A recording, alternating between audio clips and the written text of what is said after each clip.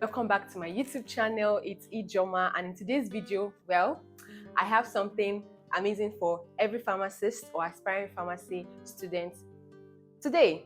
So in this video, if you have ever wondered what career path can you go into as a pharmacist aside being a hospital pharmacist or a community pharmacist, then this particular video is for you. But if you're interested in hospital pharmacist or being a community pharmacist, then I did a particular video where I explains like the differences or like the pros and cons working in a hospital pharmacy or working in a community pharmacy. So if you're interested in that video, just click the link above for it, here or here. All right, so let's get started into this video. There are so many career pathways for pharmacists, and in today's video I'm only going to be sharing 5 or about 6. Yeah, so let's get started right away into the content. So the very first one is pharmacy journalism. Are you someone who likes talking? Are you someone who likes to write? Are you someone who is inquisitive? Then pharmacy journalism is something you can try. So you can work with editorial teams where you guys write about pharmacy content and magazines that has to do with medicine. I was reading a story of a particular lady. She studied in one university in the UK as a pharmacist, and then she came out as a pharmacist. She studied pharmacy in that university, and after 2 years of working in a locum as a locum in a community pharmacy, she found a job opening for journalism.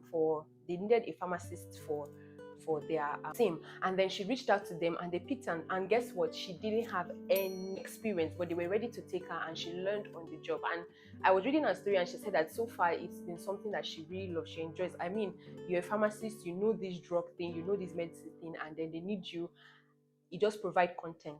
Number 2 is the digital marketing in healthcare. So it's like a lot of people are going to content as a pharmacist. You can be like the digital pharmacist or the media pharmacist. You can appear on radio, like for radio, like press conference, all this, make videos on this, like what I'm doing now. There are just so many things. You can do something like I'm doing now, but you're just explaining like the difference between this and this, like this medication and that medication, this brand and unbranded drug, and the difference, just to enlighten people on these things. And since the world is going digital now, like a lot of people, you can look into companies or even reach out to them and present yourself. Like there are things that a lot of things that pharmacists can do, but until we start putting ourselves out there and letting them know that we can do this thing, people will never know. We don't want to just be known for being behind the bar or behind the table. Number 3, another thing you can do, a lot of people are doing this, is being a med rep. A med rep is simply being a medical sales representative. So you go about like talking to maybe like hospitals, you go to community pharmacy, talking to them about the new medication, if you have like new medications on ground, new drugs that treat certain like illnesses. Then you go about, you make presentations in the hospitals, like just telling them on their brand. You just look for the target market. If you're someone that likes reading and you're someone that likes selling and you're someone that is like, you are bold, you're confident, it's something you can do. Usually you are posted to a particular territory or like location, and you go about like talking to people about their drug, just basically like selling, but in a way you're also like letting them know like why this specific drug is better for than this specific one, like because it's a competition out there. Like these medications have, like this brand has the same medication, that brand has the same medication. The 4th one I'll talk about is supply chain and logistics. So if you're interested in logistics, you know what logistics is. You're interested in supply chain, wants to go into importing, exporting, how many tons of this was brought in, like just taking this one, you have to deal with like a lot of mathematical, let's say mathematical.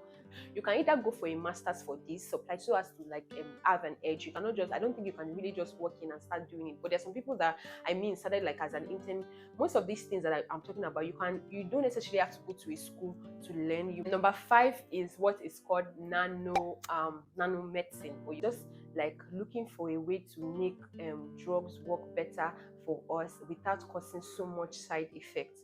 I don't know if you understand what I'm saying. So let me like saying it in a layman, just trying to make drugs a lot better in such a way that it's higher efficacy and then lower the risks and the side effects that comes with it. It's upcoming now, it's new and emerging, and it's something that you can go into because there's a lot of scholarships on ground for this particular nanomedicine, because it's new, it's emerging, so they need a lot of people so that more research can be taking place and it can start taking effect. If you have any interest in any of these things I've spoken about, just remember that there are a lot of tools and a lot of like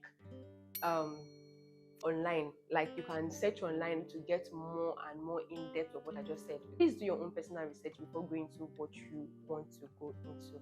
Thank you very much, and I'll see you in another video. I just hope this video was recording. See you in another video. All right, have a wonderful day. Bye.